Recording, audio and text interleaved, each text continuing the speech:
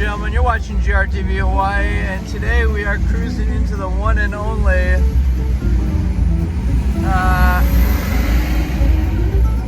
TED Talk preparation. This guy, his company is Prepare X, Mr. Taylor. Check him out. He inspired me to do this video.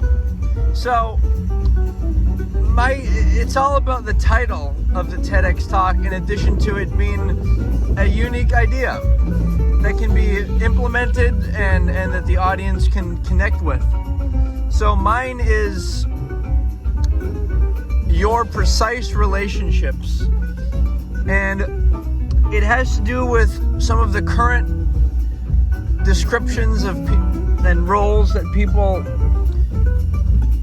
provide for one another in contemporary society.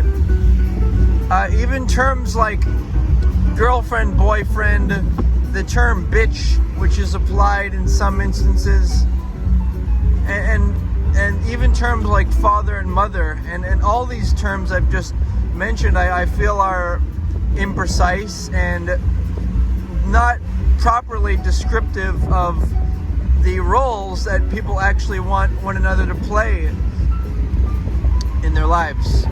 And I'm going to start off with the dream mate, which is a point I always use as a reference and a basis for approaching things in life and a reason to live. Somebody who, just imagine for a second, beyond any of the physical elements of sexuality, which is really just an energy exchange, beyond any of these ideas of people, like each other because they're competent and friendly. That's not good enough, because many people are that. It's got to be something unique. It's got to be a mutual matching of one's dreams and values, and it's specific to the individual, and it's something that allows that you should make your authority. This concept should be turned into the authority in your life. So what I mean by that is sometimes you can't even trust yourself. Of course, it's important to manage one's own needs, not hope other people will meet them. Same with desires. That's achieved through masturbation, which is self-intimacy. And then the next chakra, quote unquote, it's referred to in certain circles, is the power chakra. That you can boost up your power by doing creative works, exercise, and fun activities, instead of hoping people will give you the energy of upliftment. Just do it for yourself. And so if you make this person your authority, this quote unquote power, this powerful, when you label somebody your father, mother, grandmother, for example, what happens is it stores in your subconscious mind, and maybe even your conscious mind, that you should tilt your preferences towards them. And it creates an authority, and people, even if these people are nice, even if you're nice, they're nice, nobody likes to label somebody an authority over them. And I consider this to be the root cause of problems in the world, and the cause for such things as misogyny and misandry, resentment of men or women. And so my solution is, number one, label,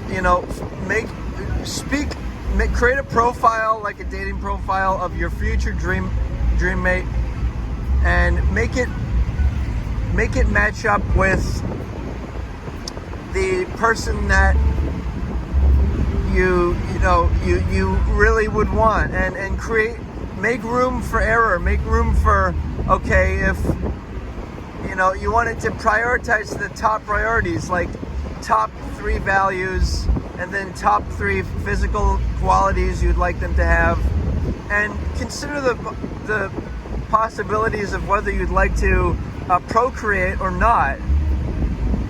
I believe people should only, if they want to procreate, they should only get married once they're ready to do that.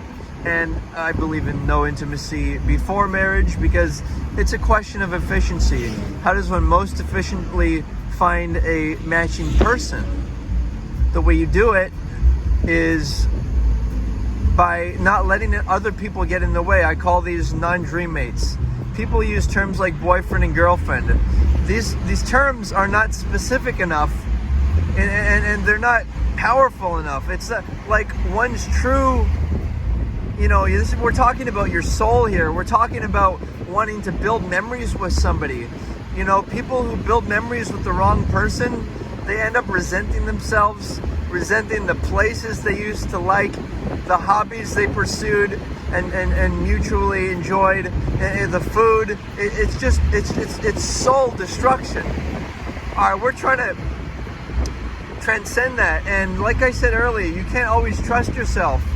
But if you think that your future partner is looking at you and watching over you, and you have communications with them, although it's rhetorical and somewhat of a fantasy, it's that fantasy that you're trying to create into a reality.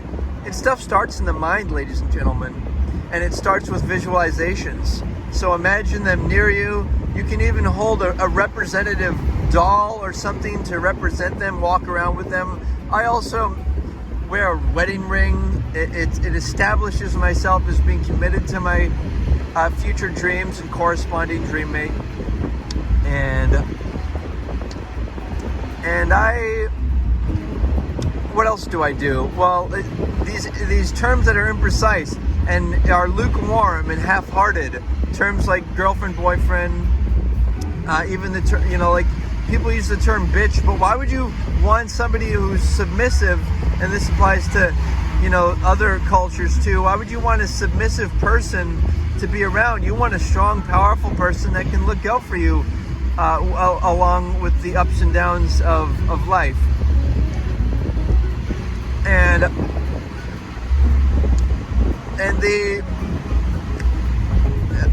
the terms mother and father, I want to make another point, are, they're not valid. Because you don't want somebody to play the role of authority in your life, right? Well, what's a new word? How about friend or spiritual sibling? I use the term dream teammate. Somebody who it's not based upon biology, it's based upon ideology. It's what you really want. It's who you are. It's not having to pretend to like somebody because of obligation. Like people say they love their children. If you really did, then teach them how to be self-sustaining. Don't spoil them because you want them to be your friend. Don't expect them to caretake you later in life. That's greedy. That's just like raising a slave. Raise them to be themselves, and if they so happen to develop different interests in life, don't expect them to stay committed to you. And I think that's one of the causes for aging as well. The idea that people label each other father, grandfather, all that, it's not efficient. I use a new term. I call it the guardian client for the children, and the guardian, male or female guardian, MG or FG. So these are all new terms, all new, more precise ways of describing the people in your lives and how you want them to be.